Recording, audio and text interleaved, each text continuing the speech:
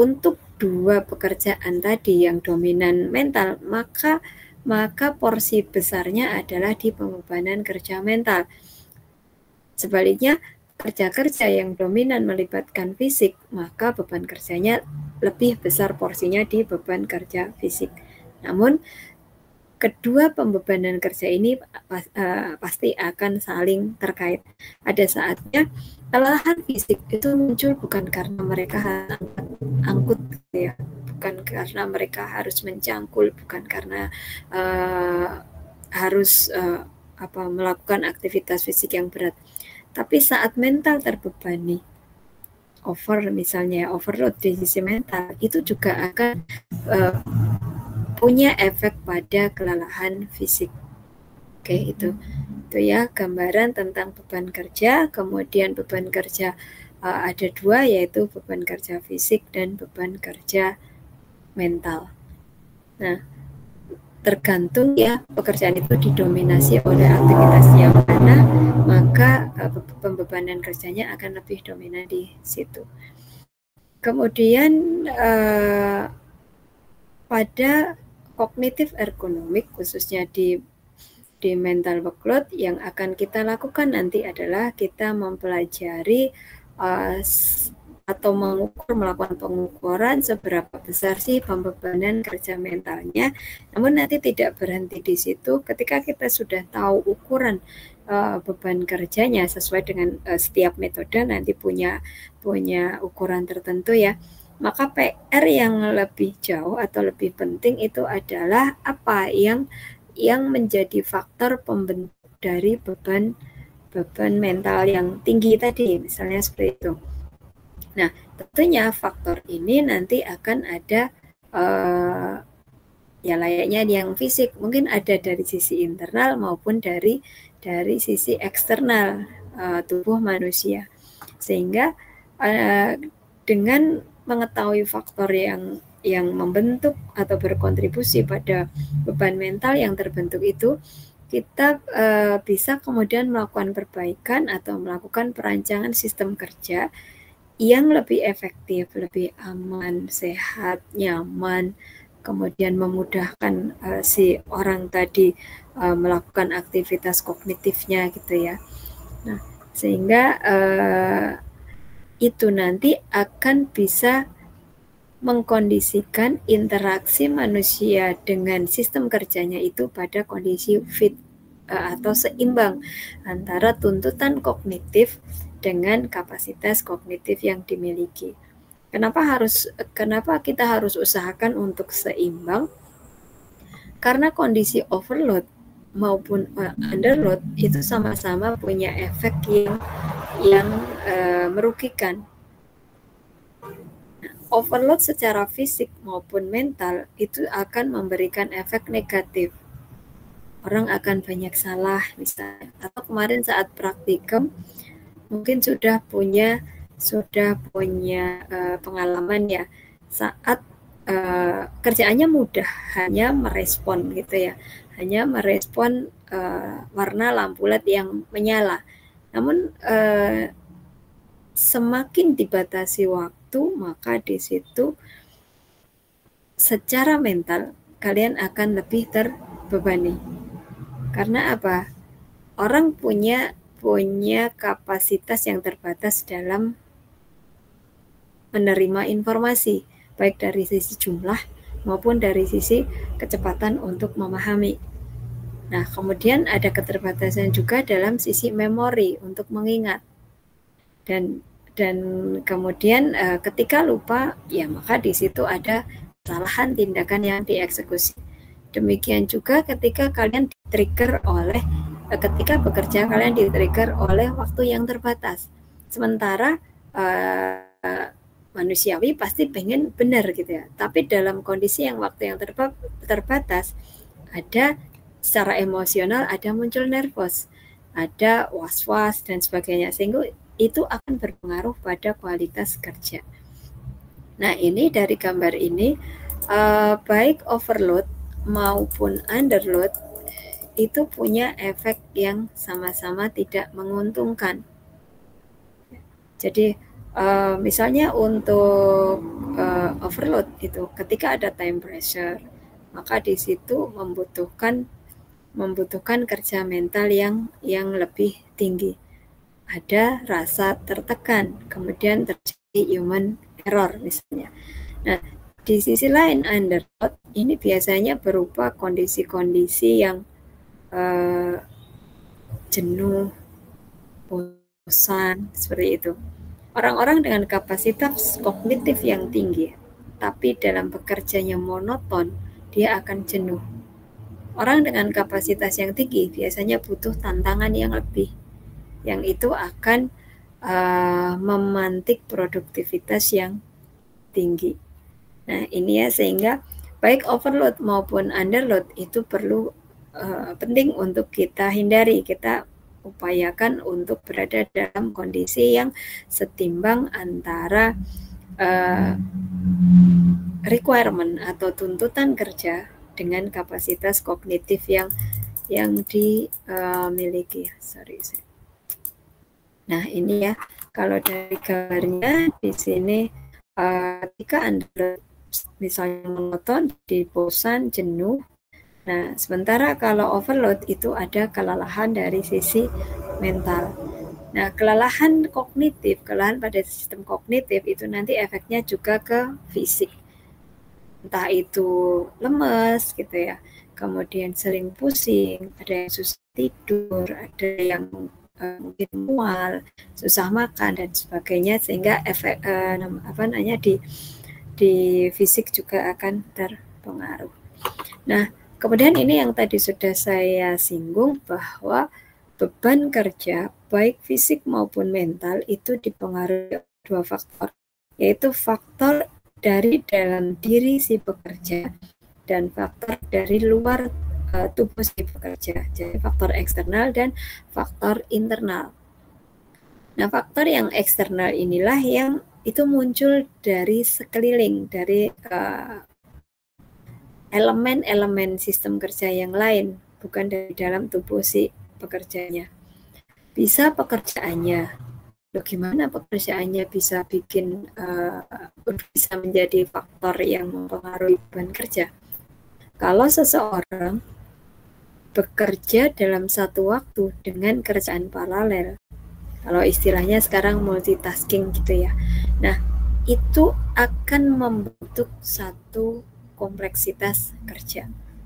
Semakin kompleks sebuah pekerjaan, baik itu dari sisi jumlahnya ataupun dari sisi kesulitannya, maka itu akan membentuk beban kerja yang lebih besar.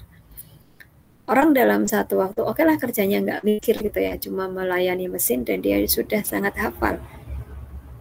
Tapi ketika dia satu waktu diminta untuk melayani satu mesin, kemudian di saat yang lain dia diminta melayani 2 atau 3 mesin, mesinnya sama, usia mesinnya juga sama, tapi dengan jumlah yang berbeda yang harus dilayani dalam durasi waktu yang sama, maka melayani 3 mesin ini akan memberikan pembebanan kerja yang lebih. Karena dia harus mengawasi dan memastikan jalannya 3 mesin tadi. Nah, kemudian dari sisi pekerjaan, kompleksitas bisa dari sisi kesulitannya.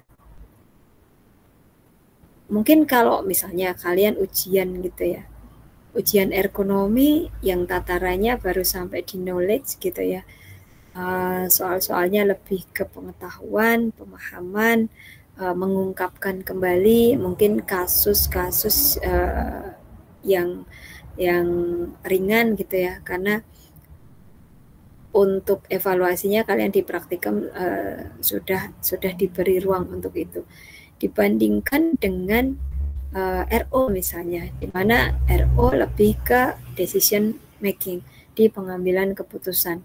Kalian harus memahami narasi dari soalnya, kalian harus bisa memodelkan, ya menyusun model matematis untuk pengambilan keputusannya, nanti bagaimana, fungsi tujuannya apa, fungsi constraint-nya itu apa saja, sampai kalian harus menentukan ini bisa saya selesaikan dengan yang mana ya, apakah bisa dengan grafis misalnya, atau harus dengan Big M, atau dengan dualitas, atau ini malah sebenarnya kasus-kasus stokastik. Nah, kompleksitasnya lebih tinggi yang RO tadi. Kalau soal yang sama jumlahnya dengan tingkat kesulitan yang beda antara RO dengan ergo misalnya, kemudian diberikan waktu yang sama, maka jumlah kalian garuk-garuk kepala di ruang ujian mungkin akan lebih banyak ketika RO, atau mungkin malah di RO-nya nggak terselesaikan semua misalnya. Nah, ini contoh kompleksitas dari sisi pekerjaan. Oke, kalau fasilitas misalnya, fasilitas kerja semisal ada satu mesin yang pengoperasiannya cukup sulit untuk dipahami prosedurnya, maka di sini akan bisa memberikan pembebanan yang lebih tinggi. Atau mesin yang sama itu akan memberikan pembebanan kerja yang dirasakan itu berbeda saat yang mengoperasikan itu adalah orang baru dengan orang yang memang sudah sekian waktu berinteraksi dengan mesin tersebut. Untuk orang yang baru, dia masih dalam tahap learning, memahami mesinnya seperti apa, prosedurnya seperti apa. Nah, maka beban dalam melayani pekerjaan melayani mesin tersebut, si orang baru ini akan merasa lebih berat. Atau orang lama, tapi mesinnya baru, sama saja kondisinya, gitu ya. Jadi dari faktor pekerjaan dan fasilitas, maka bisa misal dari penataan stasiun kerjanya, kemudian alatnya, sarana kerja, kondisi kerja, kompleksitas, dan ini kerja paralel, tanggung jawab pekerjaan yang bersamaan waktunya, dan sebagainya. Kemudian bisa dari organisasi kerja, di sini dari sisi pengaturan pekerjaannya, lamanya waktu bekerja, gitu. Satu shift kerja standar itu 8 jam kerja. Kemudian kalau seseorang itu setiap hari harus bekerja lebih dari 8 jam, maka di situ penetapan lamanya waktu kerja itu akan memberikan atau membentuk beban kerja yang lebih berat. Kemudian waktu istirahat, orang secara fisik dan mental butuh waktu istirahat, jeda dari mikir, jeda dari beraktivitas. Ketika waktu istirahat ini tidak direncanakan dengan baik, setiap berapa periode waktu dia harus istirahat, dan sekali istirahat itu butuh berapa lama, itu bisa dihitung. Kalau kalian ingat di materinya fisiologi kerja oleh Pak Tri, kita ngukur denyut jantung ketika orang bekerja, kita konversi ke konsumsi energi, kita konversi ke konsumsi oksigen, kita bisa tahu berapa energi expenditure-nya, kemudian kita berdasarkan itu kita bisa menentukan berapa kali istirahat, sekali istirahat atau jedanya setiap berapa lama. Kemudian shift kerja, nah misal kerja malam itu di luar secara alamiah tubuh biologis manusia itu kalau malam itu tidur istirahat, kalau siang beraktivitas. Nah, maka meskipun kalau disurvei itu ternyata pekerja itu senang kerja malam karena apa? Pengawasannya lebih longgar dibanding yang kerja siang. Namun tubuh itu ada mekanismenya bahwa malam itu adalah untuk tidur, sehingga untuk istirahat, sehingga kerja malam ini pun akan menjadi faktor eksternal yang membentuk beban kerja. Kemudian sistem pengupahan, struktur organisasi dan segala kebijakannya, pelimpahan tugas dan wewenang. Nah, ini faktor eksternal dari organisasi kerja. Kemudian dari lingkungan kerja, baik lingkungan fisik ya yang kalian sudah kenal, kemudian aspek-aspek zat-zat kimia yang ada di sekitar si pekerja, kemudian dari lingkungan psikologis juga, interaksi antara manusia dan manusia. Nah, itu faktor eksternal. Kemudian faktor internal itu faktor yang yang berasal dari dalam tubuh manusia. Ada faktor somatis dan ada faktor psikologis. Dari faktor somatis, layaknya di kapasitas fisik manusia, maka secara kognitif faktor somatis seperti jenis kelamin, umur, ukuran tubuh, status gizi, kondisi kesehatan itu juga memiliki keterkaitan dengan pembebanan yang dirasakan. Jadi misalnya, teori kita tahu bahwa laki-laki dan perempuan itu punya kecenderungan yang berbeda. Katanya orang laki-laki itu lebih rasional. Kemudian kalau perempuan itu emosionalnya dulu. Nah, ini bisa mewarnai bagaimana mereka menyikapi sebuah pekerjaan. Taruhlah dalam mengambil keputusan gitu. Dengan sisi rasionalnya, laki-laki lebih simpel dalam melakukan pertimbangannya. Tapi dengan sisi emosionalnya, biasanya wanita jalurnya lebih panjang, meskipun tidak menutup kemungkinan keputusan yang diambil nanti sama atau justru lebih bagus di yang wanita misalnya. Nah, ini dari sisi jenis kelamin. Meskipun ada anomali ya, ada orang-orang tertentu karena pengalaman yang sedemikian rupa, kemudian bisa misal wanita itu rasionalnya yang bicara itu ada.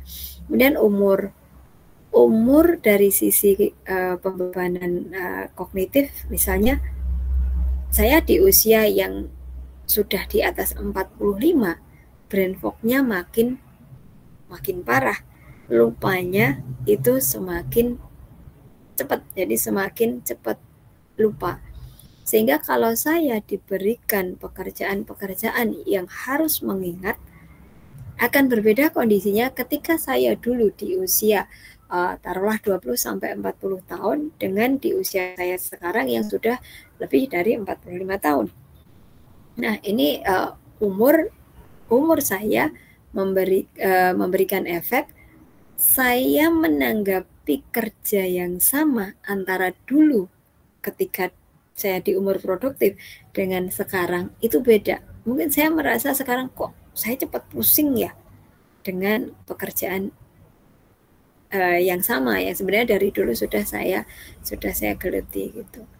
Kemudian kalau dari ukuran tubuh lebih banyak ke physically, kemudian status gizi ini secara fisik jelas, tapi secara mental juga itu akan berpengaruh pada proses kognitif manusia. Juga kondisi kesehatan itu akan sama ya, punya efek yang positif yang kurang baik pada misalnya kondisi kesehatan yang dia punya sakit bawaan atau memang kurang fit, itu secara fisik maupun mental sama-sama terpengaruh. Jadi baik secara fisik maupun mental biasanya lebih merasa tertangani pada orang-orang dengan kondisi gangguan kesehatan tertentu, gitu ya. Semisal kalau saya yang sampai sekarang saya bawa dari gangguan kesehatan itu, selain saya ada HNP di leher dan itu berpengaruh pada kekuatan anggota gerak kiri saya, ternyata itu punya efek ke aliran darah ke otak. Jadi karena ada 2 jepitan di servikal saya dan ini sudah ada pemeriksaan, ternyata ada saatnya pada kondisi-kondisi tertentu aliran darah yang sampai ke otak itu, dan kalau benar-benar pas kurang itu saya langsung pingsan tanpa tanda. Dan ini ternyata juga punya efek pada menurunnya kapasitas kognitif saya. Karena apa? Ya karena ketika darah tidak cukup sampai ke ngalir ke otak, sehingga oksigen di otak kurang. Ada kadang jadi sering merasa ngantuk gitu ya. Dan itu membuat ya kerja kognitif saya terganggu juga. Ini contoh dari kondisi kesehatan. Kemudian faktor psikis atau psikologis. Orang punya motivasi yang berbeda. Orang punya persepsi yang berbeda ya. Orang punya kepercayaan diri yang berbeda, kemudian keinginan dan level kepuasan juga berbeda. Nah, faktor-faktor psikis ini juga punya efek pada bagaimana mereka menyikapi atau merasakan kerja yang menjadi tanggung jawabnya. Semisal motivasi. Orang yang punya motivasi kerja yang tinggi, maka beratnya pekerjaan itu akan menjadi sebuah tantangan. Dan itu akan membuat dia lebih termotivasi. Tapi sebaliknya, orang-orang yang di bawahnya motivasi kerjanya, maka gampang menyerah. Kemudian biasanya ini ngefek juga ke rasa di kepercayaan dirinya. Oke, ini ya 2 faktor yang mempengaruhi beban kerja. Jadi yang namanya beban kerja itu yang dirasakan gitu ya. Baik, nanti kita akan tahu dari sisi objektif manifestnya apa, kemudian juga dari sisi subjektif.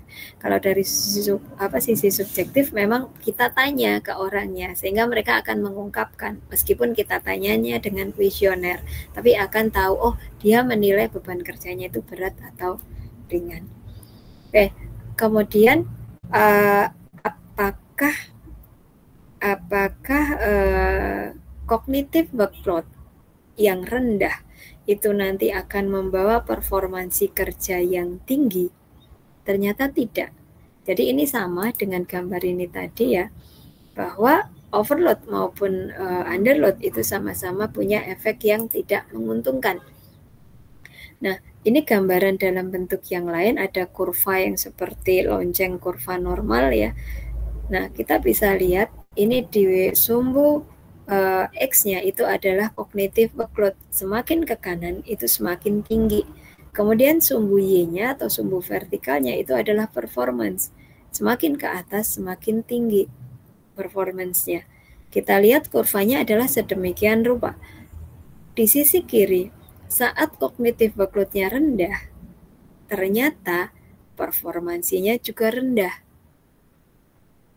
Bukan kemudian nggak ada beban jadi tinggi. Karena apa? Kerja monoton misalnya, kemudian jenuh, bosen gitu. Nah, itu akan membuat performansi seseorang itu menjadi lebih rendah. Sebenarnya kapasitas dia besar, tapi karena nggak termanfaatkan, jadi tidak bisa untuk mendukung performansi kerja yang tinggi. Nah, kemudian ketika cognitive workload, jadi tuntutan untuk berpikir, tuntutan untuk mengambil keputusan, dan yang lain sebagainya, ya menghitung, mengingat, itu semakin naik, maka performansi juga akan naik. Tapi itu ada titik puncaknya, ada titik kulminasinya. Nah, ini adalah batas kapasitas kognitif seseorang. Ketika beban yang diberikan itu sudah mulai melebihi kapasitas kognitif yang dimiliki, maka dia performansinya akan menurun. Sama dengan fisik, tapi ini kognitif. Kalau dulu di video Niana Apo itu kan ada ya yang dari sisi kecepatan, misalnya kecepatan kerja tangan, semakin cepat, semakin banyak yang dihasilkan. Tapi pada satu titik tertentu, tulang ini sudah tidak mampu lagi, kemudian di situ cedera, maka kemudian dia akan turun. Oke, ini ya gambaran tentang hubungan antara cognitive workload dengan performance. Nah, cognitive workload itu sendiri adalah bebanan kerja pada sistem kognitif manusia.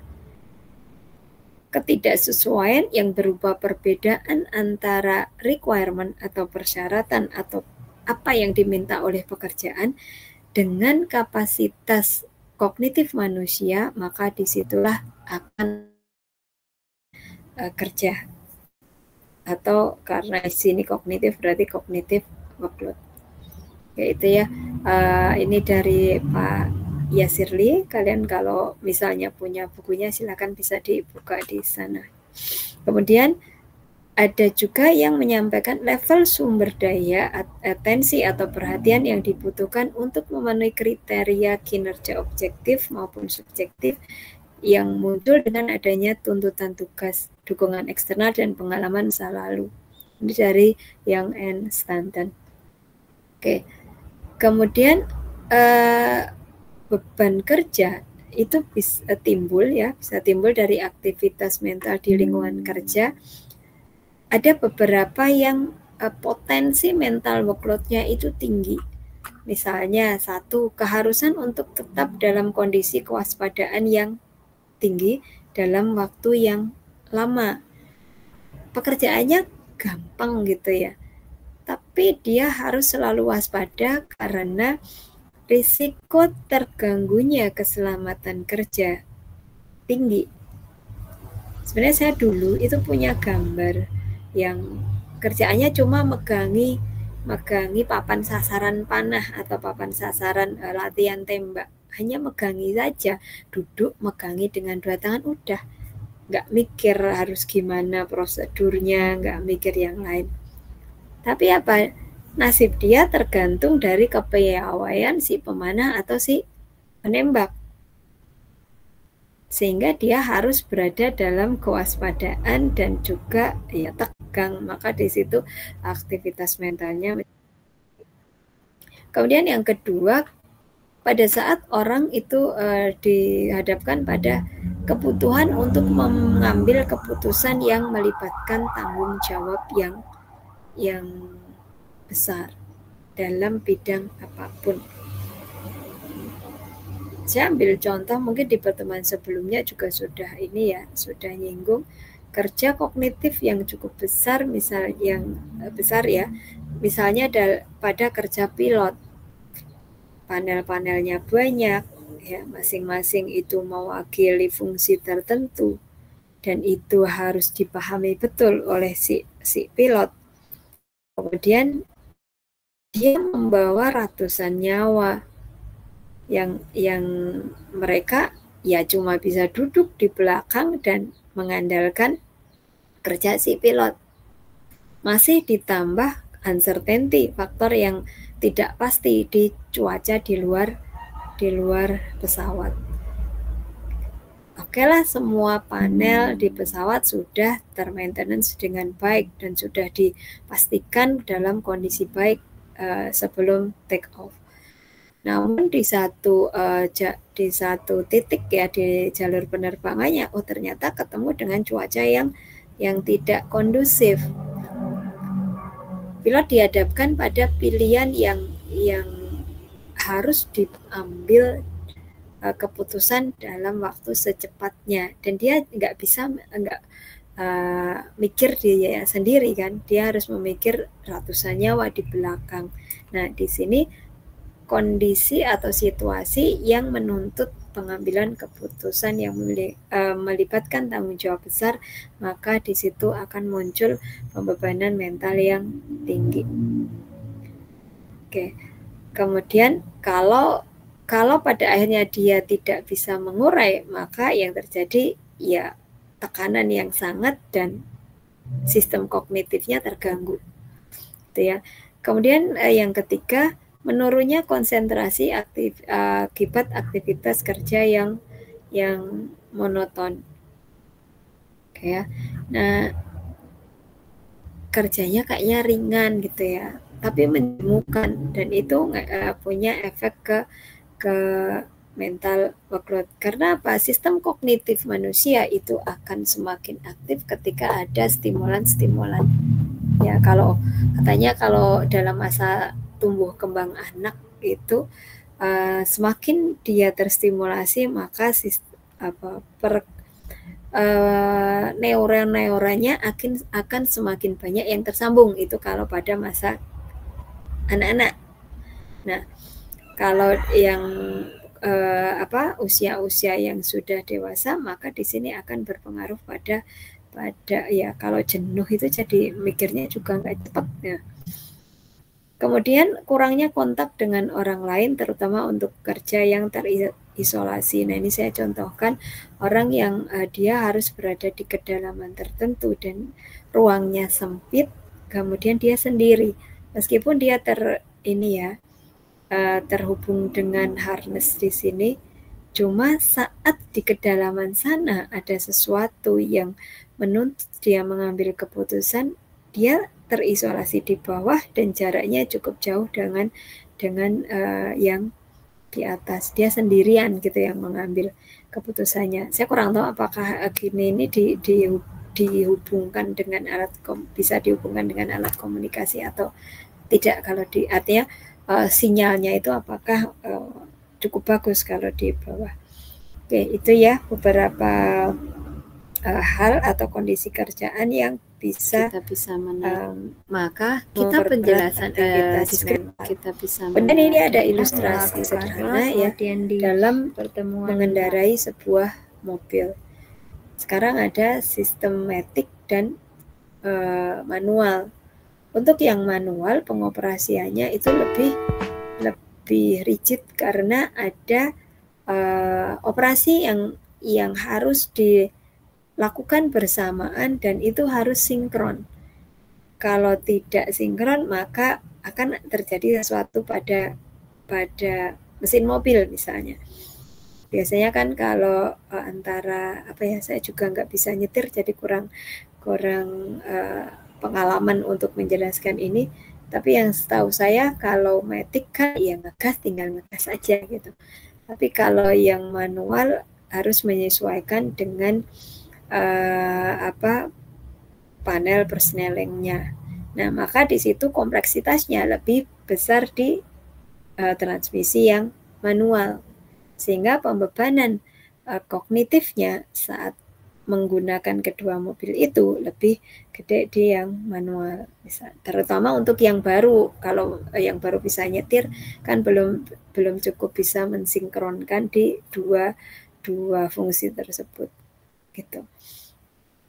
Nah, kemudian bagaimana kita bisa tahu bahwa pada satu area kerja tertentu itu ada indikasi pembebanan kerja mental yang tidak sewajarnya, baik itu underload maupun overload. Maka itu bisa kita tangkap dari gejala fisik, gejala mental, ataupun gejala perilaku sosial. Dari gejala fisik biasanya muncul keluhan-keluhan secara fisik, sakit kepala, kemudian sakit perut, mual misalnya, kemudian kagetan gitu ya, mudah terkejut, mudah lelah, nyeri badan, dan mungkin yang masih ada gejala fisik yang lainnya.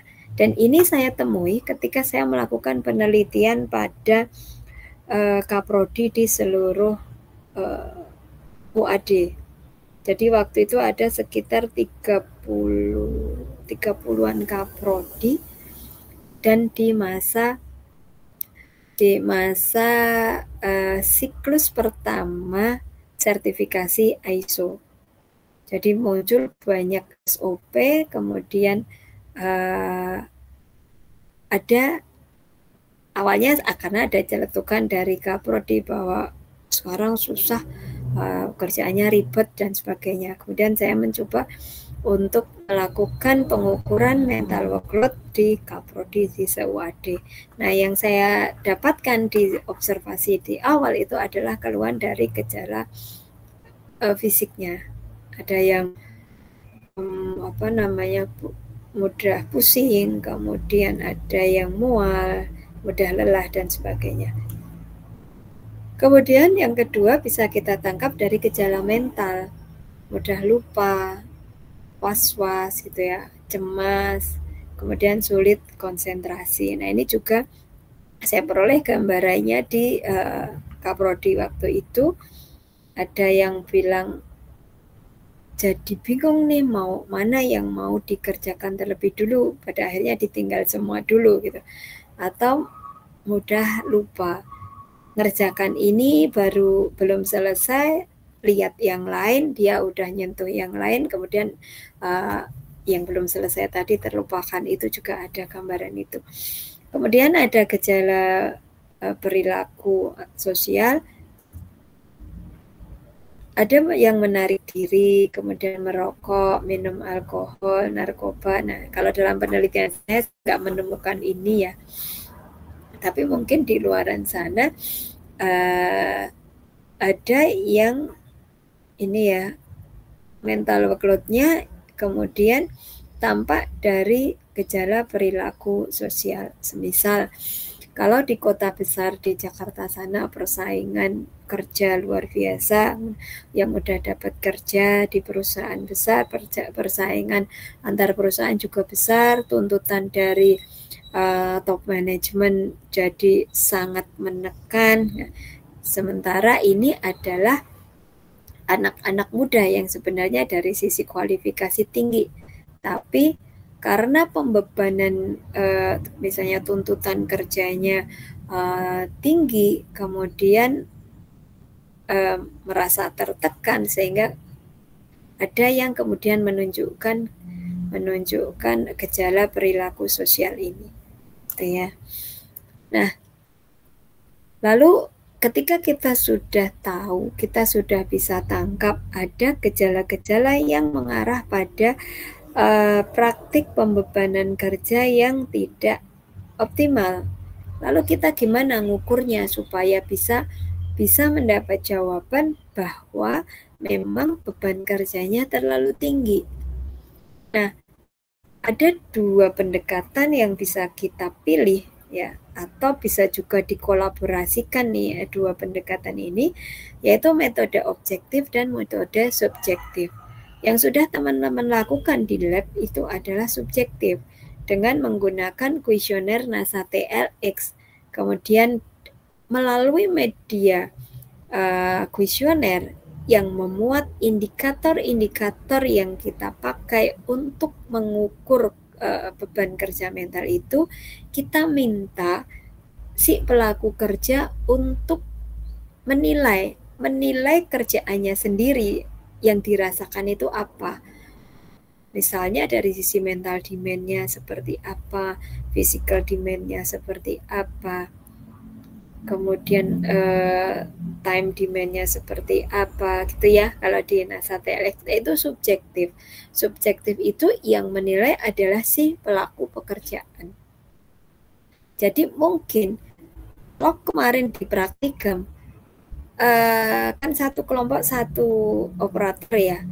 Nah, kalau kalian bandingkan antara operator di kelompok 1 dengan operator di kelompok 2, aktivitasnya sama, sederhana, hanya diminta untuk merespon warna lampu LED yang menyala.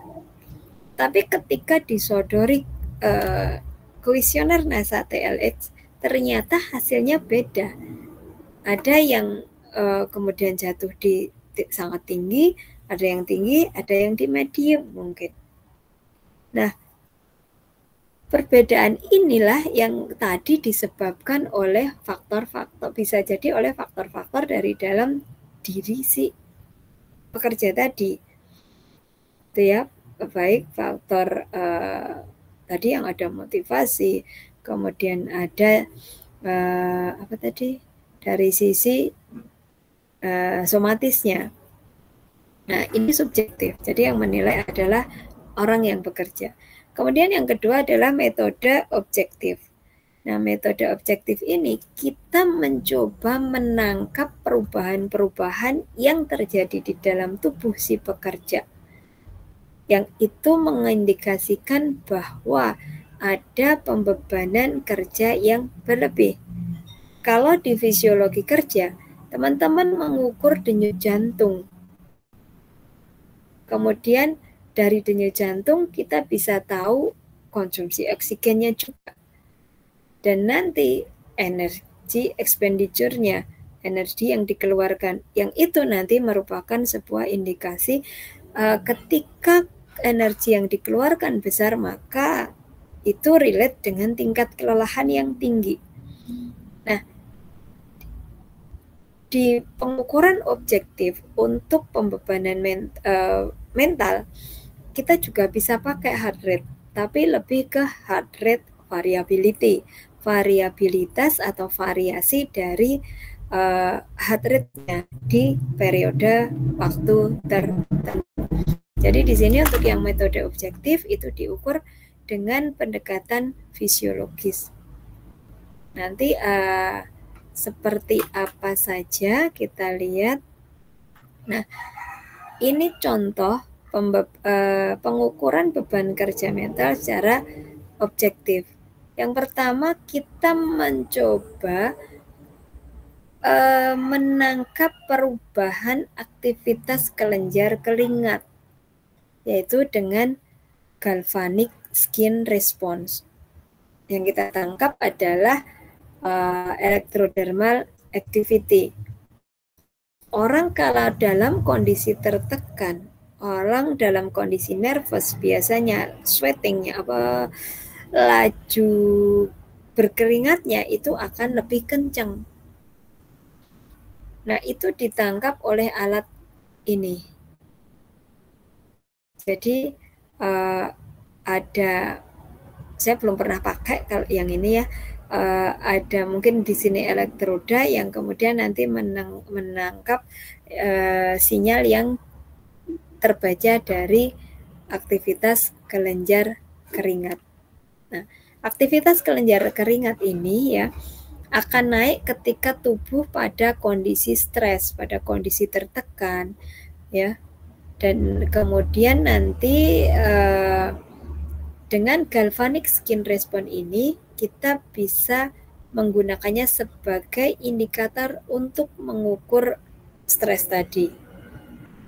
Ya, di mana inputannya nanti adalah di ini sentuhan di kulitnya.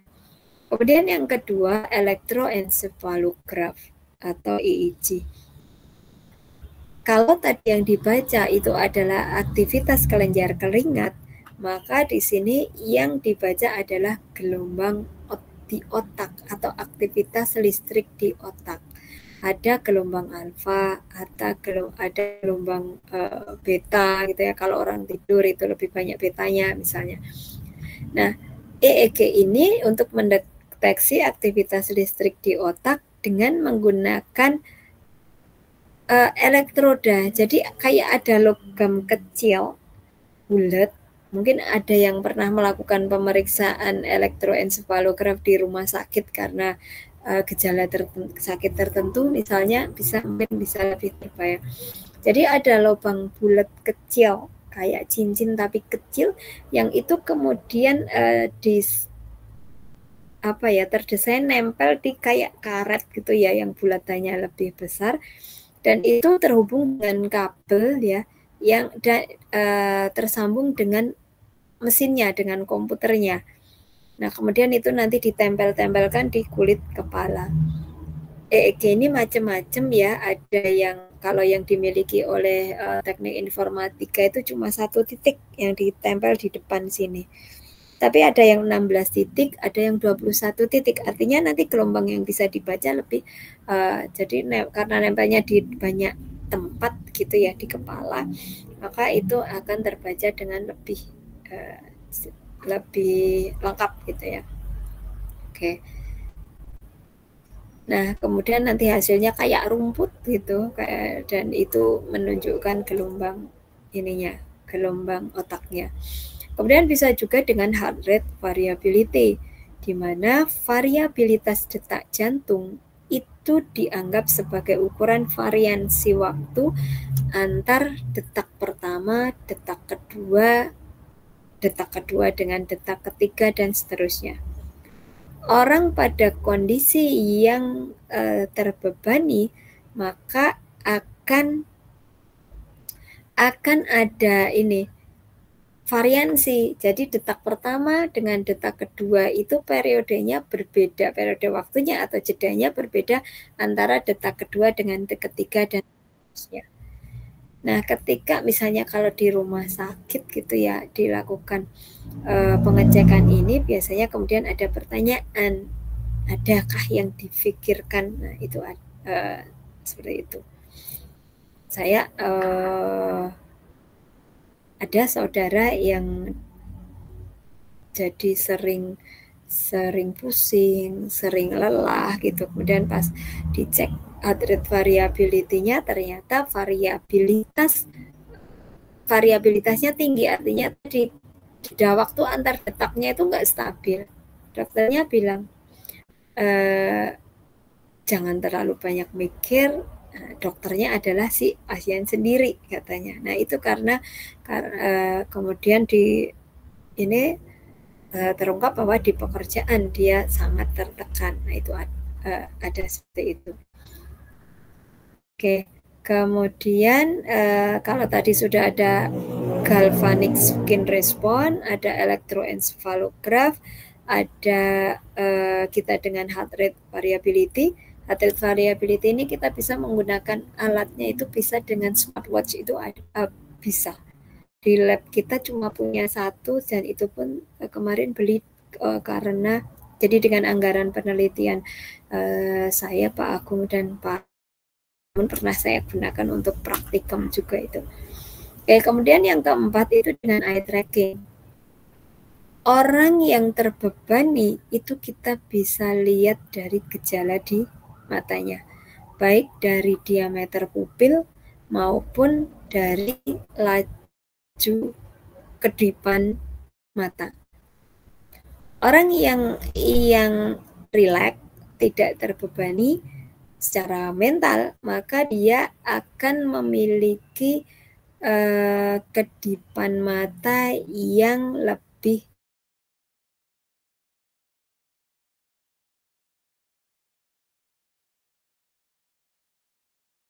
terbebani secara mental, secara psikis, maka kedipan matanya akan lebih lama jedanya. Itu kenapa kalau teman-teman mendapati temannya melamun, biasanya negurnya, kok ngelamun, mikir apa? Nah, ternyata secara ilmiah juga ada teorinya, bahwa orang yang sedang dalam kondisi tertekan, itu kedipan matanya akan lebih sedikit, artinya jeda antar kedipnya itu lebih lama. Dan ini kita bisa tangkap dengan alat yang namanya eye tracking.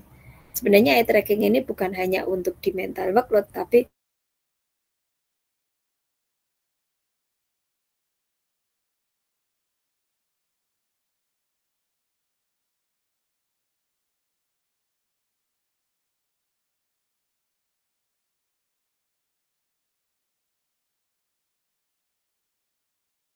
Rahyangan punya alat ini satu, dan itu ada lisensi softwarenya. Dan ternyata mereka kemudian cerita udah mahal gitu ya, perpanjangan lisensinya juga mahal, sehingga mereka memberhentikan. Nggak tahu sekarang posisinya seperti apa. Kalau kita jelas belum punya ini. Kemarin Pak Miko itu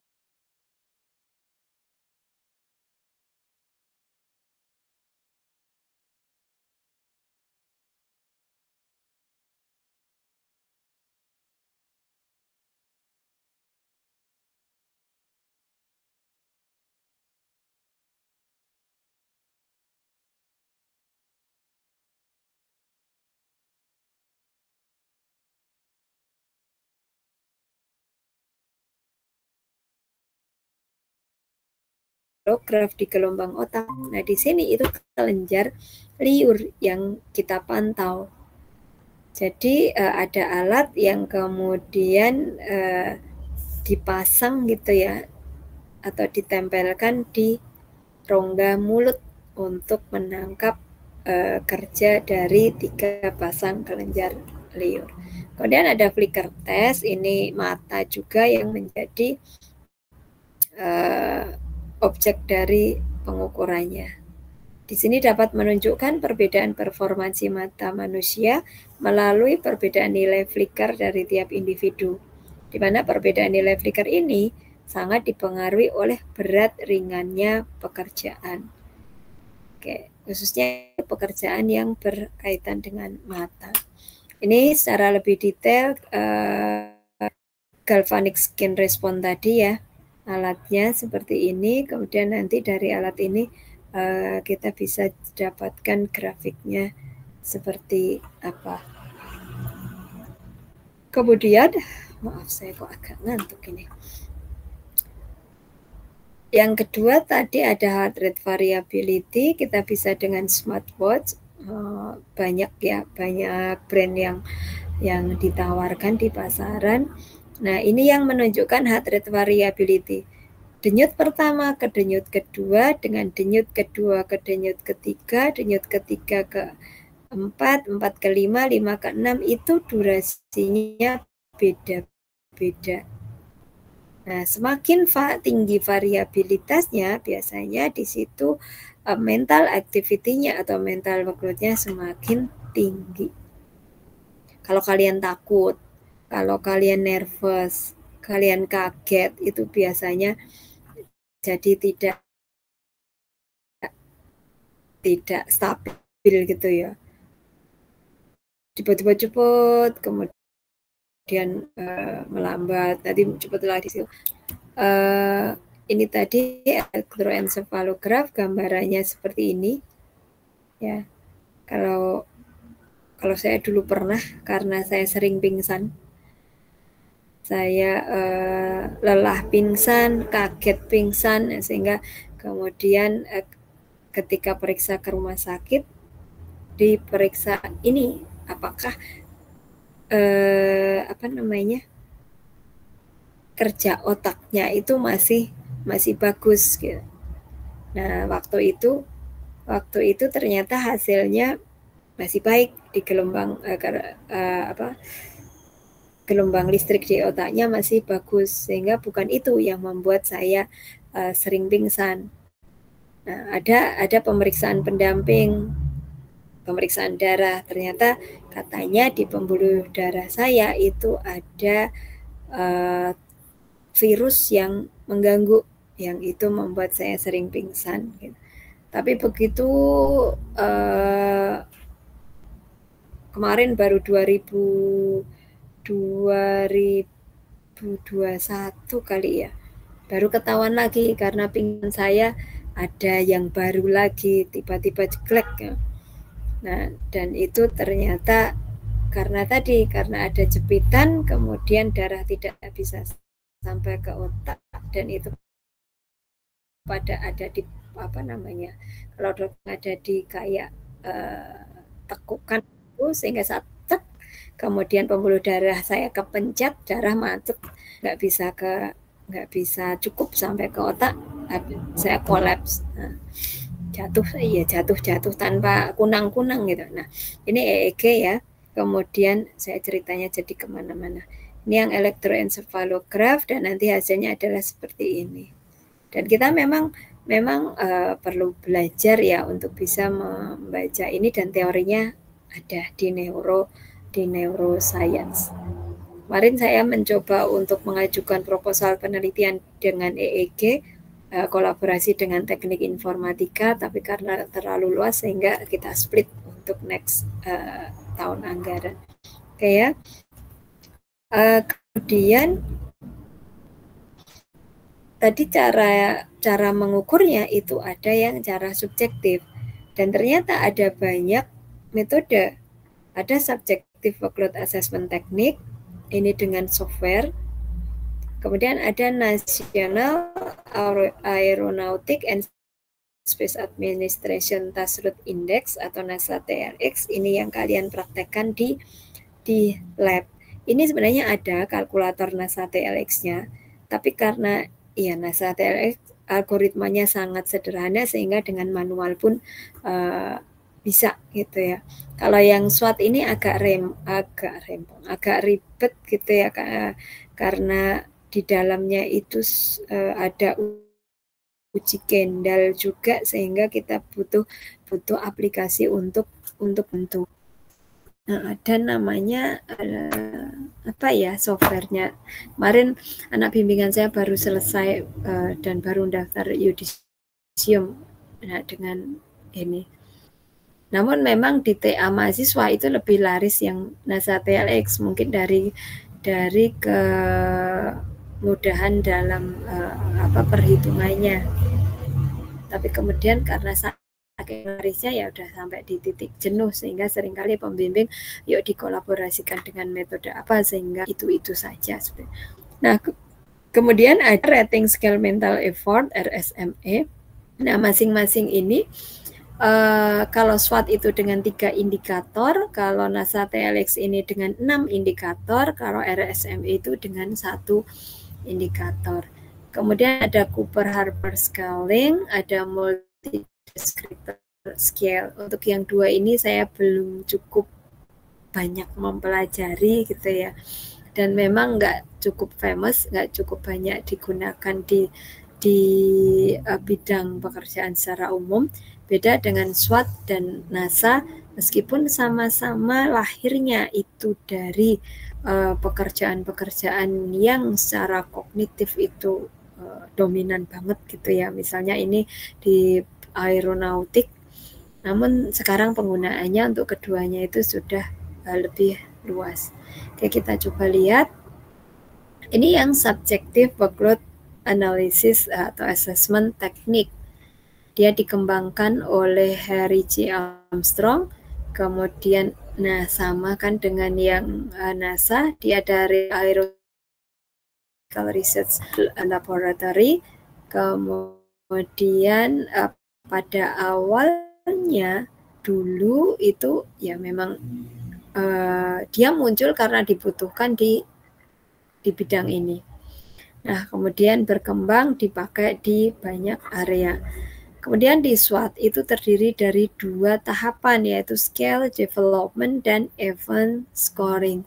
Di scale development itu nanti orang yang akan kita ukur bebannya itu kita minta untuk mengurutkan 27 kartu SWOT, di mana 27 kartu ini akan masing-masing kartu akan memuat kombinasi beban kerja yang digambarkan dengan ini opsi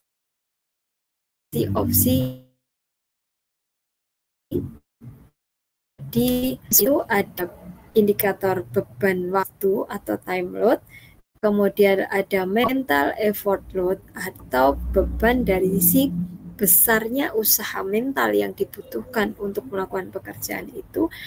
Kemudian ada psychological stress load atau beban dari tingkat stres atau seberapa frustasi yang dialami.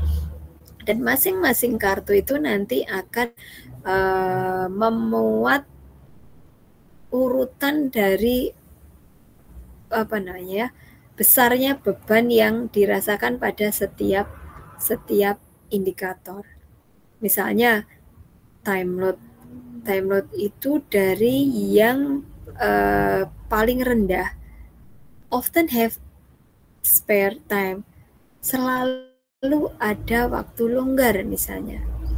Kemudian yang kedua, kadang-kadang punya waktu luang.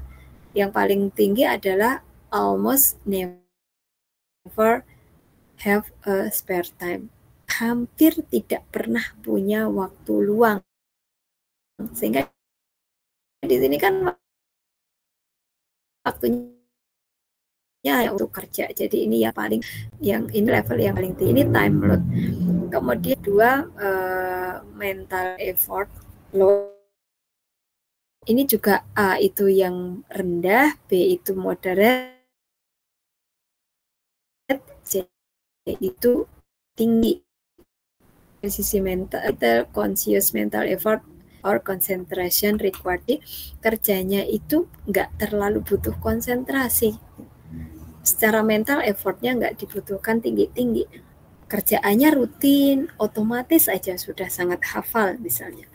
Kemudian perhatian yang diperlukan nggak besar. Nah, kemudian yang B itu moderate, ya di atasnya yang A tadi, bahwa ada konsentrasi yang dibutuhkan, tapi nggak terlalu besar. Kemudian tinggi tengah, nggak terlalu kompleks-kompleks amatnya. Ya, nah yang C itu extensive mental effort and concentration are necessary. Jadi dibutuhkan konsentrasi yang tinggi, kemudian butuh usaha mental yang ekstensif, yang besar. Nah, kemudian yang ketiga itu beban dari sisi stres secara psikologis. Misal dari yang paling ringan itu kebingungannya kecil gitu ya, frustasinya nggak seberapa gitu. Kemudian ya masih mudah untuk diakomodasikan pekerjaan tersebut. Kemudian kedua moderate itu di atasnya ya, frustasi ada lebih besar dari yang A tadi. Kemudian semisal ini significant compensation is required to maintain adequate performance. Dibutuhkan kompensasi gitu ya untuk menjaga performansi yang mencukupi. Kemudian yang C itu high to very intensive stress. Jadi tingkat stresnya tinggi atau bahkan lebih dari tinggi. Nah, kemudian mekanismenya nanti di dalam SWOT 27 kartu itu akan memuat kombinasi dari ketiganya, gitu ya. Sehingga nanti ada tingkatannya apakah rendah, sedang, atau tinggi. Oke, kemudian prosedur SWOT-nya ya seperti kalau kita ada proyek penelitian, kita kondisikan partisipan kita berikan penjelasan apa yang harus dia lakukan untuk terlibat dalam penelitian kita atau asesmen yang akan kita lakukan. Kemudian kita sodori 27 kartu SWOT tadi yang kemudian kita minta untuk diurutkan dari yang terendah hingga yang tertinggi sesuai dengan persepsi mereka sebagai si pelaku kerja. Nah, kemudian itu di di scale development. Kemudian tadi di keduanya ada event scoring. Ada rating yang harus diberikan oleh si responden. Nah, kemudian ketika kita sudah dapatkan, maka kemudian kita akan masukkan ke programnya, program SWOT itu. Kemudian program itu sudah dibangun dengan algoritma tertentu di mana di dalamnya ada uji koefisien Kendall, dan nanti kita akan mendapatkan hasilnya ya, outputnya seperti apa. Misalnya di sini kita bisa membaca time load-nya itu berapa persen, mental effort-nya berapa persen, kemudian stres psikologisnya berapa persen. Yang nanti angka persentase itu akan menunjukkan apakah dari sisi time load itu rendah, menengah, atau tinggi. Apakah dari mental effort itu rendah, menengah, atau tinggi. Demikian juga dari stres secara psikologisnya itu apakah angka persentase tadi jatuh di rendah, menengah, atau tinggi. Nah, ketika kurang dari 40 maka performansi kerja dari si subjek tersebut berada pada level optimal. Tapi kalau lebih dari 40 maka kita bisa mendapatkan gambaran bahwa beban kerjanya tinggi. Gitu. Nah, ini itu tadi SWOT. Untuk semisal ada yang membutuhkan softwarenya, saya ada. Itu kemarin bimbingan anak bimbing saya juga nyari, yang dulu itu ke ITN Malang, yang ini kemarin bergabung dengan anak-anak yang menggunakan SWOT dari banyak perguruan tinggi. Nah, kemudian metode yang kedua itu adalah NASA Taslut Index. Yang ini secara detail pasti teman-teman sudah mendapatkan gambaran dari asisten ya. Kemarin saya minta tolong ke asisten untuk bisa menjelaskan karena kelas ini belum di kelas belum mendapat penjelasan dari saya. Nah, ini dikembangkan oleh Sandra Jihar tadi. dari NASA, kemudian dia merupakan metode subjektif ya, karena yang menilai adalah nanti si pelaku kerja. Kemudian diukur melalui physical demand atau kebutuhan fisik, mental demand atau kebutuhan mental, time demand atau kebutuhan waktu, performance, on performance atau performansi atau kinerjanya, effort atau usaha, dan frustration atau tingkat frustasi. Nah, kemudian dari 6 indikator tadi, 3 indikator adalah dari sisi orang yang dinilai, dari sisi mental demand-nya, physical demand-nya, dan temporal demand-nya. Sementara 3 lainnya itu adalah pada interaksi antara si pekerja dengan pekerjaannya, yaitu on performance. Mereka diminta untuk menilai sudah seberapa berhasilkah Anda dalam melaksanakan kerja yang menjadi tanggung jawab masing-masing. Kemudian yang kedua, effort, seberapa keras sih harus melakukan upaya untuk menjalankan pekerjaan itu. Kemudian frustasi, seberapa bingungkah, seberapa menyerahkah gitu ya, seberapa frustasi saat melakukan pekerjaannya. Nah, dalam manual book NASA TLX itu ada penjelasannya dari setiap dimensi di kebutuhan tadi. Misalnya kebutuhan fisik, seberapa besar energi fisik yang atau aktivitas fisik yang dibutuhkan untuk melakukan pekerjaan itu. Jadi benar-benar yang secara fisik, mungkin untuk berpindah-pindah, mungkin untuk mendorong, untuk membawa beban dan sebagainya. Kemudian yang kedua, kebutuhan mental itu seberapa besar aktivitas mental yang dibutuhkan. Mungkin bisa seberapa rumitnya proses berpikirnya. Nah, di situ kebutuhan mental. Misalnya mengingatnya, kemudian misalnya kalau kemarin kalian praktikum ada lampu nyala, itu secara mental gimana? Kesulitan dalam maksudnya menangkap dan kemudian mengingat, atau ada hal lain lagi yang itu menuntut kerja mental dari kalian saat praktikum misalnya. Kemudian kebutuhan waktu, seberapa striknya, adakah waktu longgar, atau jam kerja itu benar-benar rapat dengan tugas. Nah, ini kebutuhan waktu. Seberapa besar tekanan waktu yang diberikan untuk menyelesaikan tugas. Semisal kalian ujian deh, diberi waktu 60 menit dan 90 menit untuk soal yang sama persis. Nah, tentunya lebih strik yang 60 menit. Mungkin error kalian akan lebih banyak di 60. Entah error jadi salah kalau terburu-buru, atau error karena nggak selesai karena waktu sudah habis. Nah, di sini kebutuhan waktu. Kemudian performansi itu seberapa sukses Anda melakukan pekerjaan, seberapa berhasil. Nah, ini diminta untuk menilai. Kemudian usaha, seberapa keras upaya yang harus dilakukan baik secara fisik maupun mental untuk dapat menyelesaikan pekerjaan. Tingkat frustasi itu seberapa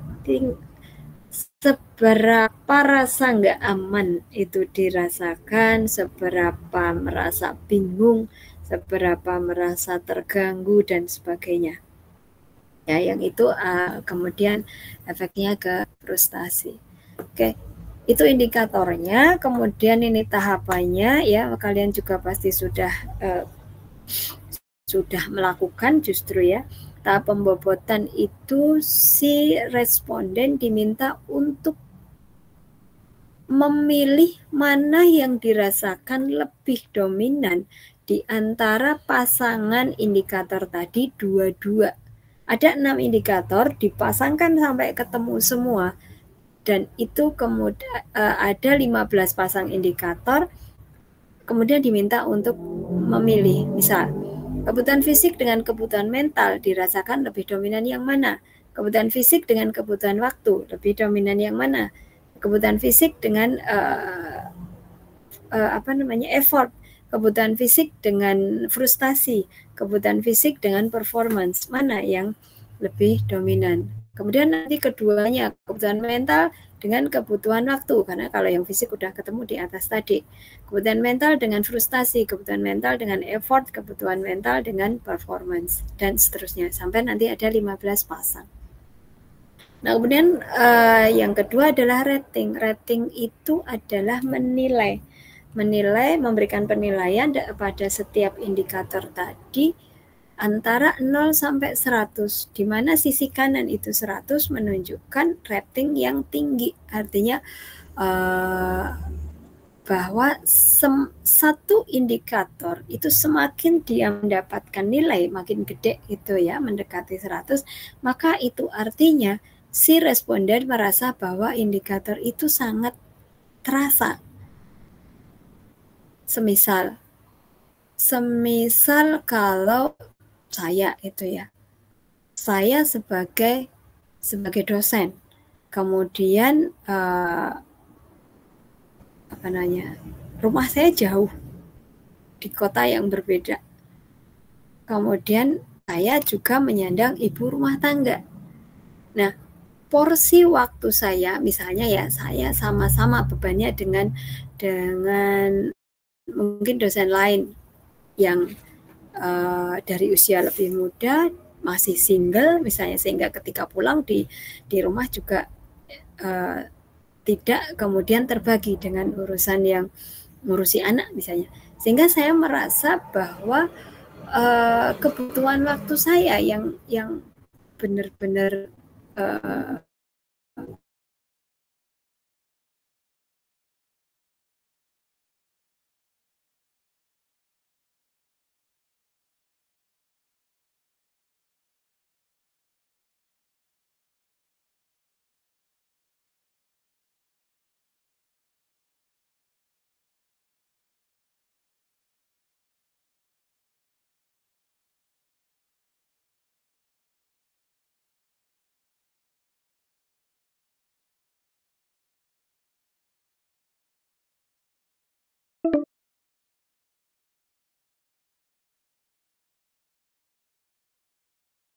itu misalnya 6 bulan. Oke lah, kalau 6 bulan ini hanya sampai hasil, laporan hasil, oke gitu ya. Tapi di UAD itu bukan hanya sampai hasil, tapi harus sampai publikasi penelitiannya itu, hasil penelitiannya itu benar-benar keluar di jurnal gitu ya. Nah, kalau tidak sampai segitu, maka dana penelitian akan dipangkas 15%. Saya selalu kena itu, karena saya selalu belum publish, mungkin baru submit ya, masih nunggu, atau bahkan untuk pelaksanaan penelitian yang agak ribet itu, bahkan saya baru sampai hasil penelitian, belum sampai ngedraft paper, apalagi publish gitu. Nah, sehingga ini waktu yang diberikan untuk rangkaian aktivitas penelitian itu, misal saya rasakan begitu strict gitu ya, maka time demand itu akan saya berikan rating yang tinggi. Nah, ini di bab rating, kemudian nanti setelah itu menghitung nilai indikator dengan mengalihkan bobot yang sudah diberikan tadi dengan ratingnya. Kemudian nanti menghitung weighted workload. Nah, ini pembobotannya tadi, mental demand ditemukan dengan physical demand, ditemukan dengan time demand, ditemukan dengan on performance, dengan effort, dengan frustasi. Kemudian physical demand, karena dengan mental demand udah ketemu di sini, maka kemudian dipasangkan dengan time demand dan seterusnya. Sehingga total nanti ada 15 pasang. Atau kalau anak-anak penelitian biasanya gini, physical demand dengan mental demand gimana? Ini saya salah nih. Ini kebutuhan waktu. Nah, seperti ini dipasang-pasangkan semua, kemudian nanti mana dicentang aja yang dirasakan lebih dominan. Kemudian ini ratingnya. Ini ratingnya antara 0 sampai 100. 100 itu tinggi, sini rendah. Sehingga mental demand-nya seberapa? Physical demand-nya seberapa, temporal demand-nya seberapa, dan seterusnya gitu ya. Nah, kemudian nanti bobot misalnya di sini kok physical demand misalnya ya. Physical demand muncul 4 kali, artinya menang 4 kali. Kemudian di sini physical demand itu dikasih rating 80 misalnya, maka bobot kali ratingnya itu adalah 4 kali 80, 320 untuk physical demand. Demikian juga untuk yang lain, nanti sesuai pembobotan dan ratingnya berapa. Dan itu kemudian dijumlahkan dan dirata-rata ya, dibagi 15, maka kemudian didapatkan skor akhir dari NASA TLX. Nah, kemudian kategorisasinya adalah kalau 0 sampai 9 maka rendah, 10 sampai 29 sedang, 30 sampai 49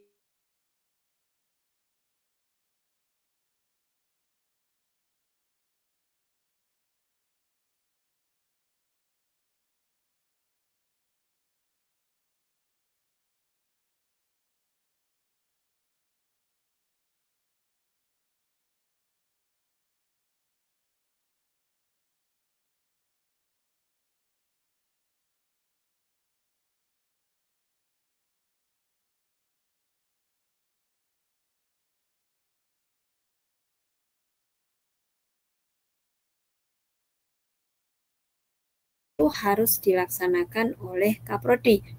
Kaprodi saat itu tidak semuanya memiliki sekprodi, karena yang dulu yang punya sekprodi itu hanya prodi yang student body-nya 1000 ke atas, dan di UAD dulu masih banyak yang tidak ada 1000, sehingga harus single fighter tuh si Kaprodi. Nah, kemudian dari situ saya coba, awalnya sih cuma dengar-dengar, sekarang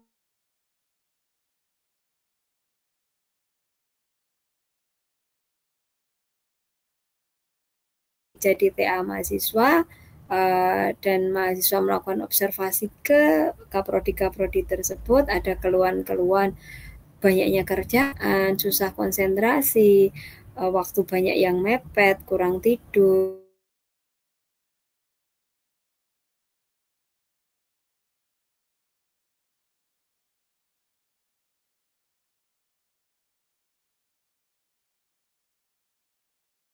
Kaprodi. Nah, ini alur penelitian kami.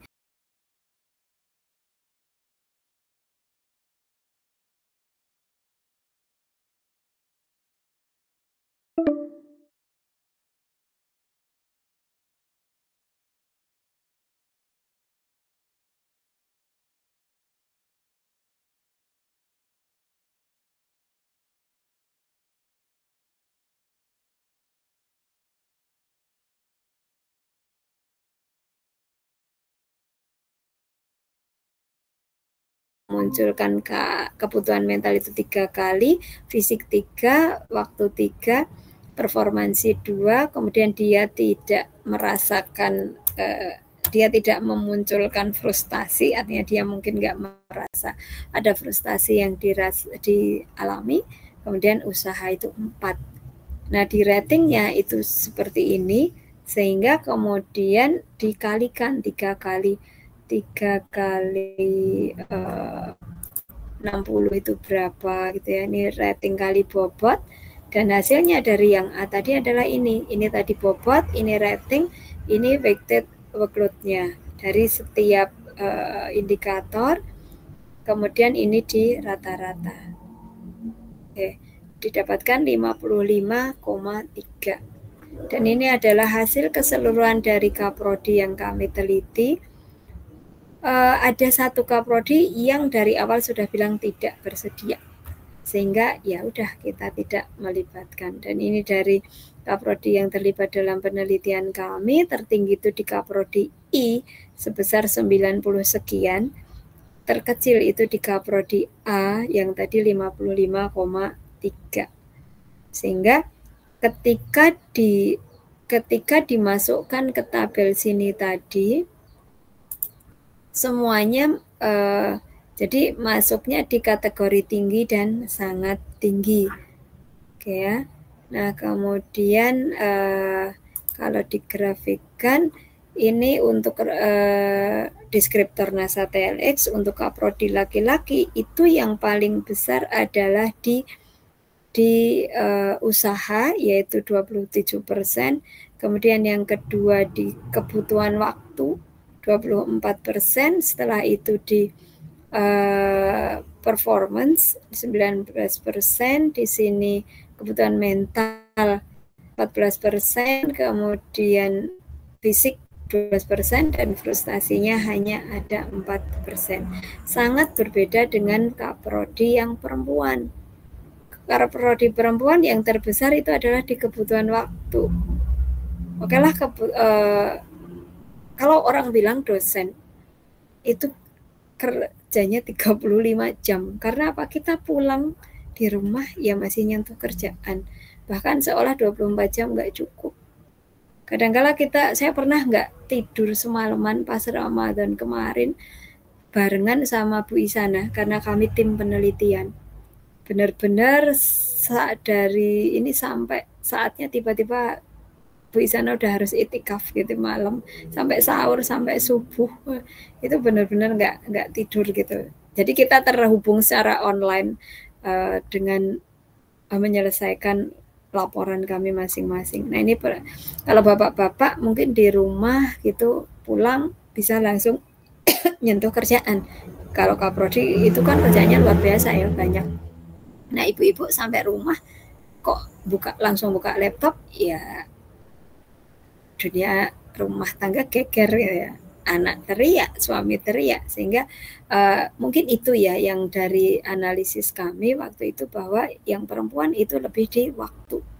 Kemudian yang keduanya itu, oh ini sama ya, sama besarnya itu di mental. Jadi karena kurangnya waktu, mereka secara mental juga menjadi kebutuhan mentalnya dirasakan tinggi. Kemudian yang ketiga itu di usaha, yang keempat itu di frustasinya dulu, baru jadi di performansinya itu yang menilai tinggi hanya 13%. Kemudian di kebutuhan fisiknya kecil. Oke, ini hasil dari NASA TLX-nya. Kemudian kalau dari multivariatnya, itu kami punya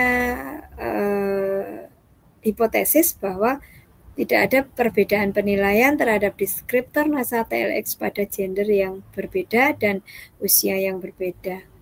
Gitu ya. Dan hasilnya itu bahwa memang ini penilaian responden pada deskriptor NASA TLX ya tidak ada yang berbeda meskipun secara gender dan usia berbeda. Tapi kalau dari hasil ini nilai eta square-nya tampak bahwa perbedaan gender dan usia itu memiliki kontribusi pada penilaian responden atas deskriptor pada NASA TLX. Nah, itu NASA TLX, ini RSME, rating scale mental effort itu lebih pada satu deskriptor saja, yaitu deskriptor mental effort yang skalanya adalah dari 0 sampai 150. Dari absolutely no effort, jadi sama sekali tidak butuh effort apapun, ringan aja jalan kerjaan gitu, sampai nanti di 110 itu sudah extreme effort. Nah ini RSME, kemudian ada Cooper-Harper scaling. Ini saya kurang dapat referensinya, tapi katanya sih dengan memperhitungkan kombinasi skala antara kerja fisik dan mental. Kemudian nanti ada skalanya juga, jadi 10 angka rating seperti itu. Ini Cooper-Harper scaling, saya belum pernah menggunakan ini. Oke, ini materi kita tentang mental workload. Silahkan jika ada pertanyaan, mungkin dari praktikum juga ada yang perlu dipertanyakan, saya persilahkan. Saya sambil setting presensi.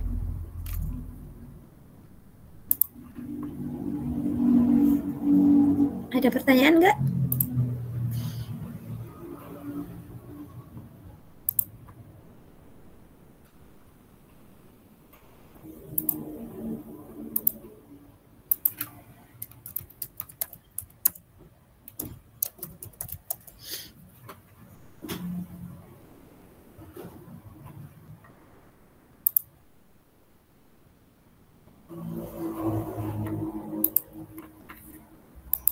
Tidak ada? Belum ada, Bu. Semoga bisa dipahami ya. Baik, yang lain juga tidak ada pertanyaan, yang jawab satu toh. Kalau tidak ada pertanyaan, kita cukupkan ya. Jangan lupa presensi, sudah saya setting. Kita akhiri dengan baca hamdalah. Enggak online. Alhamdulillahirrahmanirrahim. Oke, saya akhiri. Assalamualaikum warahmatullahi wabarakatuh.